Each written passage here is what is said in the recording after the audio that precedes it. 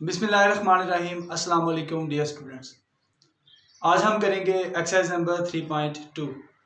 3.2 की अगर मैं बात करूं तो हमारे पास एक्सरसाइज नंबर 3.2 में हमारे पास वेरिएशंस वाले क्वेश्चंस हैं, जिसमें हमारे पास डायरेक्ट वेरिएशन और इन्वर्स वेरिएशन वाले सवालात होंगे जिनका हमने सोल्यूशन फाइंड करना है।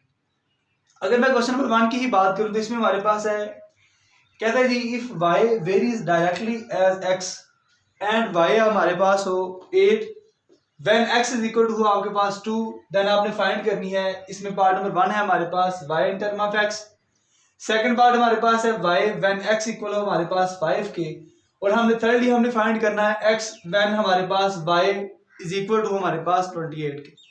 अगर मैं वेरिएशंस की बात करूं तो हमारे पास दो तरह के वेरिएशंस होते हैं। एक हमारे पास है डायरेक्ट वेरिएशन और सेकेंडली हमारे पास है इनडायरेक्ट वेरिएशन। सो अगर मैं डायरेक्ट वेरिएशन की बात करूं तो डायरेक्ट वेरिएशन हमारे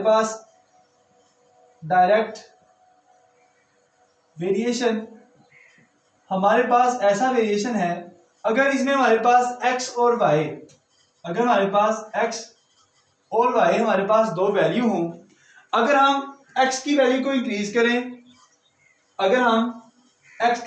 इंक्रीज करें उसी निस्बत के साथ हमारे पास y में जो वैल्यू है वो भी इंक्रीज हो जाए, और अगर हम x की वैल्यू को डिक्रीज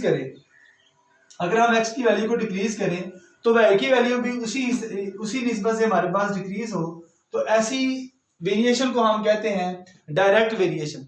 डायरेक्ट वेरिएशन ऐसी वेरिएशन होती है जिसमें एक वैल्यू को बढ़ाया या घटाया जाए तो उसी निस्बत से हमारे पास जो सेकंड वैल्यू हो उसकी भी वैल्यू बढ़े या कम हो, तो उसे हम कहते हैं डायरेक्ट वेरिएशन। और इसको हम लिखते हैं, अगर हमारे पास हो x वेरीज विद y तो हम इसे लिखेंगे x डायरेक्टली प्रोपोर्शनल है हमारे पास y के।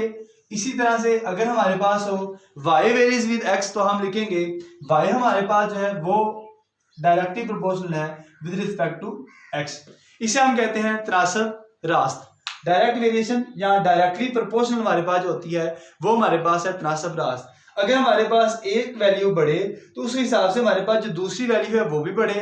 एक वैल्यू हमारे पास कम हो तो उसके कम होने से हमारे पास जो दूसरी वैल्यू है उसकी कीमत भी अगर कम हो तो उसे हम कहते हैं तनासब रास्त या फिर डायरेक्टली प्रोपोर्शन।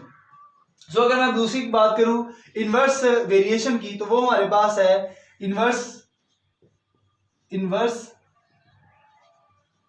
वेरिएशन की अगर बात करूं तो इनवर्स वेरिएशन में हमारे पास x और y तो हमारे पास वैल्यूज हों, अगर एक वैल्यू को मैं बढ़ाऊं तो उस निस्बत से मेरे पास जो दूसरी वैल्यू है वो हमारे पास कम हो। अगर मैं एक वैल्यू को कम करूं तो दूसरी वैल्यू मेरे पास अगर इंक्रीज करती है उस वेरिएशन को मैं कहता हूं इनवर्स वेरिएशन। उस वेरिएशन को हम कहेंगे इनवर्स वेरिएशन या फिर तनासब माकूस इनवर्सली प्रोपोर्शन। तो इसको हम लिखते हैं x हमारे पास है इनवर्सली प्रोपोर्शनल 1/y, या फिर हम इसको कह सकते हैं कि y हमारे पास इनवर्सली प्रोपोर्शनल है 1/x के। अगर x हमारे पास वेरीज कर रहा है y में तो हमारे पास होगा x इनवर्सली प्रोपोर्शनल है 1/y के। अगर y हमारे पास वेरीज हो x के तो हम इसको लिखेंगे y इनवर्सली प्रोपोर्शनल है हमारे पास 1/x के। सो ये दो हमारे पास वेरिएशंस हैं। इन वेरिएशंस के डायरेक्ट वेरिएशन और इनवर्स वेरिएशन के जो हमारे पास क्वेश्चन है वो हमें गिवन है एक्सरसाइज नंबर 3.2 के अंदर। सो इसे हम लिखते हैं x हमारे पास है डायरेक्टली प्रोपोर्शनल टू y, इसी तरह से हमारे पास x इनवर्सली प्रोपोर्शनल है 1/y के। अब हम चलते हैं हमारे क्वेश्चन नंबर 1 के सॉल्यूशन की तरफ। अब अगर मैं क्वेश्चन नंबर 1 के सॉल्यूशन की बात करूं तो इसमें हमारे पास है y हमारे पास वेरीज है डायरेक्टली एज x और y में हमारे पास वैल्यू है 8, x में हमारे पास वैल्यू है 2। तो इसका मैं सॉल्यूशन फाइंड करूंगा तो हमारे पास होगा सॉल्यूशन। सो मैं लिखूंगा हमारे पास गिवन है कि y हमारे पास जो है वो डायरेक्टली है with respect to x, y हमारे पास वेरीज है x के। सो इस प्रोपोर्शन की अलामत को मैं खत्म करने के लिए मैं इक्वल का साइन यूज करूंगा, और प्रोपोर्शन की अलामत को जब हम खत्म करते हैं तो हमारे पास एक कांस्टेंट यूज होता है जिसे हम कहते हैं जी k। हम किसी कांस्टेंट के साथ हम इसकी वैल्यू को रिप्लेस करेंगे। सो ये हमारे पास है y इक्वल होगा हमारे पास k ऑफ x के। इसे मैं नाम दूंगा इक्वेशन नंबर 1 का। अब अगर मैं देखूं तो हमारे पास है y इक्वल है हमारे पास 8 के, x में हमारे पास वैल्यू है 2, सो मैं y की जगह पे y की वैल्यू को रिप्लेस करूंगा, x की जगह पे हम x की वैल्यू को रिप्लेस करेंगे। सो मैं लिखूंगा जी, मैं पुट कर दूंगा y हमारे पास है 8 एंड x हमारे पास है 2 इन इक्वेशन 1। सो हमारे पास जब मैं इसमें वैल्यू दर्ज करूंगा तो y की वैल्यू हमारे पास होगी 8, k हम फाइंड करना चाहते हैं, x में मेरे पास वैल्यू है 2, सो 2 1 2 2 4 8, सो k में मेरे पास वैल्यू होगी 4, k की मेरे पास वैल्यू 4। जब भी हम इन सवालात को हल करेंगे जिसमें हमारे पास वेरीज वाले क्वेश्चन होंगे, अगर तो हमें k की वैल्यू गिवन है देन हम x या y की वैल्यू को फाइंड करेंगे। अगर हमारे पास k की वैल्यू गिवन नहीं है, हमें फाइंड करके नहीं दी गई, तो सबसे पहले हम k की वैल्यू को फाइंड करेंगे, देन हम नेक्स्ट हमारे पास जो क्वेश्चन है उसकी तरफ हम फॉरवर्ड करेंगे। अब अगर मैं देखूं तो k की वैल्यू हम फाइंड कर चुके। इसमें जो हमारे पास पार्ट नंबर 1 है उसमें कहते हैं कि y की आपने वैल्यू फाइंड करनी है in term of x, y को हमने फाइंड करना है इन टर्म ऑफ x। सो अगर मैं बात करूं y की, अगर मैं बात करूं y की इन टर्म ऑफ x, तो अगर मैं 1 का सॉल्यूशन में लिखता हूं तो हमें कहते हैं y फाइंड करें इन टर्म ऑफ x। सो अगर मैं बात करूं y in term of x की, तो इसका सॉल्यूशन मेरे पास होगा, हम लिखेंगे इक्वेशन नंबर 1, मैं देखूंगा मेरे पास है इक्वेशन नंबर 1, सो मैं लिखूंगा फ्रॉम इक्वेशन 1। सो 1 हमारे पास है, y हमारे पास इक्वल है k ऑफ x के, सो मैं लिखूंगा y हमारे पास इक्वल है k ऑफ x के। सो मैं k की वैल्यू जब पुट करूंगा तो हमारे पास पुट कर दे जी, put k is equal to है हमारे पास 4, तो मेरे पास होगा y इज इक्वल टू हो जाएगा 4 ऑफ x। सो यही हमारे पास रिक्वायर्ड था कि वो हमें कहता है जी आपने y की वैल्यू फाइंड करनी है in term of x। So y हमारे पास in term of x equal है हमारे पास 4 ऑफ x। अब अगर मैं इसके नेक्स्ट पार्ट की बात करूं तो नेक्स्ट पार्ट हमारे पास है, कहते हैं y की आपने वैल्यू फाइंड करनी है व्हेन x आपके पास इक्वल हो 5 के। y आप फाइंड करें जबकि x की वैल्यू आपको गिवन है। सो हमारे पास इक्वेशन नंबर 1 बन चुकी, जो कि हमारे पास है y इक्वल है k ऑफ x के। सो मैं लिखूंगा इसका सेकंड पार्ट का, अगर मैं सॉल्यूशन देखूं तो सेकंड पार्ट के सॉल्यूशन में हमें कहते हैं जी y आप फाइंड करें, y आपने फाइंड करना है व्हेन x आपके पास इक्वल हो 5 के।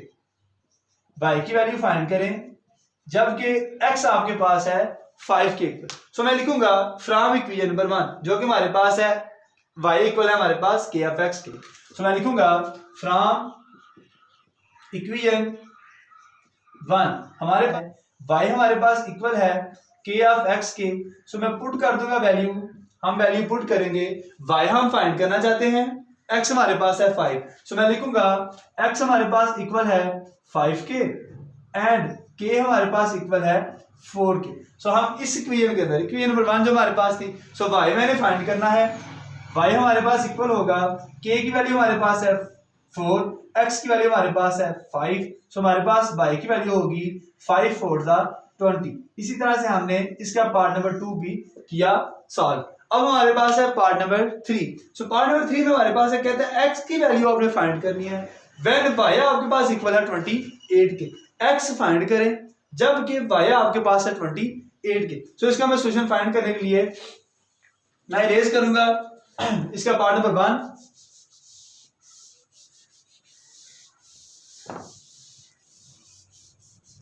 हम फाइंड करना चाहते हैं जिसका पार्ट नंबर 3। सो हमारे पास पार्ट नंबर 3 है। अगर मैं पार्ट नंबर 3 की बात करूं तो हमारे पास कहते हैं जी x की वैल्यू आप फाइंड करें व्हेन y आपके पास इक्वल हो 28। x हम फाइंड करना चाहते हैं, y में हमारे पास वैल्यू है 28। सो मैं इसका सॉल्यूशन लिखूंगा, हमारे पास होगा, हम बात करेंगे जी from equation number 1, from equation number 1। So हमारे पास इक्वेशन नंबर 1 है, y इक्वल है हमारे पास k ऑफ x के। सो मैं लिखूंगा y हमारे पास इक्वल है k ऑफ x के। सो y की वैल्यू हमारे पास 28, मैं पुट करूंगा, पुट y हमारे पास है 28 एंड k हमारे पास इक्वल है 4 के।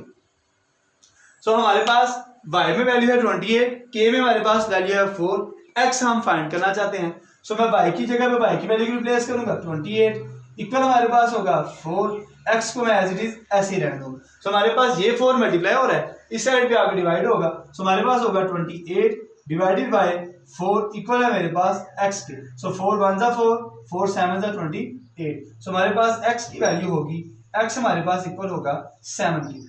इसी के साथ हमारे पास क्वेश्चन नंबर 1 का हुआ इख्तिताम। इसमें हमारे पास स्मार्ट सिलेबस में पार्ट नंबर 3 जो था वो हमारे पास गिवन था, जिसका हमने सोल्यूशन फाइंड करना था। सो मैंने ओवरऑल आपको बताया कि हमारे पास अगर वेरियस क्वेश्चन हो x के, तो उसको हम किस तरह से हल करते हैं। सबसे पहले हमने उसमें k की वैल्यू फाइंड करनी है। अगर हमारे पास k की वैल्यू फाइंड हो, देन हम किसी भी कीमत की वैल्यू फाइंड कर सकते हैं, जिसमें हमारे पास y हो, x हो। तो अब हम चलते हैं इसके नेक्स्ट क्वेश्चन की तरफ, जो हमारे पास है क्वेश्चन नंबर 2। अब हम करेंगे क्वेश्चन नंबर 2।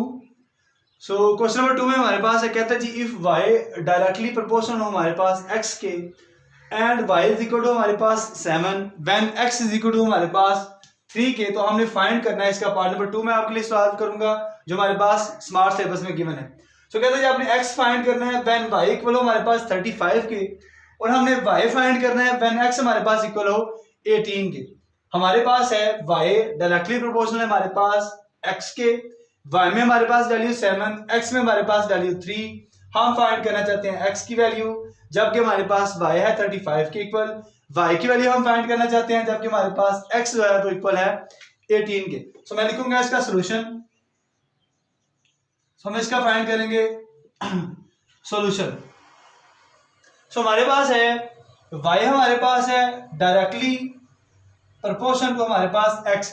सो सबसे पहले हमारे पास टारगेट ये है कि हम k की वैल्यू को फाइंड करें, प्रोपोर्शनैलिटी की अलामत को हम खत्म करें, k की वैल्यू हम फाइंड करें, देन हम x की और y की हम वैल्यू फाइंड करें। सबसे पहले हमारा टारगेट ये हो कि हम k की वैल्यू को फाइंड कर सकें। सो हमारे पास होगा y हमारे पास इक्वल हो जाएगा k ऑफ x के, इसे मैं नाम दूंगा इक्वेशन नंबर 1 का। सो हमारे पास वैल्यूज हैं, y हमारे पास है 7 के इक्वल, x हमारे पास है 3 के इक्वल। इन दो वैल्यूज को लगा के हमने k की वैल्यू फाइंड करनी है। ठीक है जी। हमारे पास x और y में हमारे पास दो वैल्यूज गिवन होती हैं। पहली जो हमारे पास वैल्यू होती है x की और y की, उस वैल्यू से हमने k फाइंड करना होता है। ये नहीं कि हम इस y की वैल्यू को लगा के इस x की वैल्यू फाइंड कर दें, इस x की वैल्यू को लगा के हम इस y की वैल्यू को फाइंड कर दें। ये जो हमारे पास दो वैल्यूज पहले गिवन है, ये हमारे पास वैल्यूज हैं ताकि हम इनसे k की वैल्यू को फाइंड कर सकें। सो हमारे पास है y हमारे पास है y हमारे पास इक्वल है 7 के और x हमारे पास इक्वल है 3 के। इसको हम पुट करेंगे इन इक्वेशन 1। सो हमारे पास होगा y की जगह पे मैं लिखूंगा 7 इक्वल है मेरे पास k, x की जगह पे मेरे पास वैल्यू है 3। सो हमारे पास k की वैल्यू होगी, k हमारे पास इक्वल हो जाएगा 7/3। ये हमारे पास है k की वैल्यू। सो ये हमारे पास 3 मल्टीप्लाई हो रहा था, जब इसको मैं लेफ्ट साइड पे ले गया तो हमारे पास वैल्यू डिवाइड हुई, तो 7/3 हमारे पास k की वैल्यू हमें हासिल हुई। अब हमारे पास k की वैल्यू हमें जो गिवन है हमने फाइंड कर ली। अब हम क्या करेंगे, अब हम x की वैल्यू को फाइंड करेंगे, जबकि हमारे पास y हमारे पास है 35। सो मैं लिखूंगा x की वैल्यू हम फाइंड करेंगे व्हेन y इक्वल है हमारे पास 35 के। सो हम जानते हैं कि हमारे पास इक्वेशन नंबर 1 है फ्रॉम इक्वेशन नंबर 1। हमारे पास इक्वेशन नंबर 1 है y इक्वल है हमारे पास k ऑफ x के। सो मैं लिखूंगा y हमारे पास इक्वल है k ऑफ x के। अब हमारे पास है y, x हम फाइंड करना चाहते हैं। y में हमारे पास वैल्यू है 35, k की वैल्यू और y की वैल्यू को मैं रिप्लेस करूंगा, तो मेरे पास हमारे पास x का सोल्यूशन हमारे पास फाइंड हो गया। सो मैं लिखूंगा, मैं पुट कर दूंगा y इक्वल है हमारे पास 35 के और k हमारे पास इक्वल है 7/3 के, जो हमने अभी फाइंड किया। k की वैल्यू हमारे पास 7/3। सो y में मैं लिखूंगा 35 इक्वल होगा मेरे पास k की वैल्यू 7/3, साथ हमारे पास है x हम फाइंड करना चाहते हैं। ये हमारे पास 7/3 है, जब इसको मैं लेफ्ट साइड के लेके आऊंगा तो हमारे पास ये 7/3 है, ये हमारे पास 35, 3 हमारे पास ऊपर चला जाएगा, 7 हमारे पास बटे के अंदर x हमारे पास होगा इक्वल। सो ये हमने फाइंड करना था x की वैल्यू। सो 7 1 = 7, 7 5 = 35, सो 5 3 = 15। सो x में हमारे पास वैल्यू हुई 15। इस तरह से हमने x की वैल्यू को किया फाइंड। अब हमारे पास है नेक्स्ट, हमारे पास है कहता है जी आपने y भी फाइंड करना है, जबकि x आपके पास हो 18। अब हम फाइंड करेंगे y की वैल्यू को। अब हम लिखेंगे जी y फाइंड करना है y व्हेन हमारे पास x इक्वल है 18 के। सो हम लिखेंगे इसका हमारे पास सोल्यूशन होगा, हम लिखेंगे फ्रॉम इक्वेशन 1, फ्रॉम इक्वेशन हमारे पास है 1।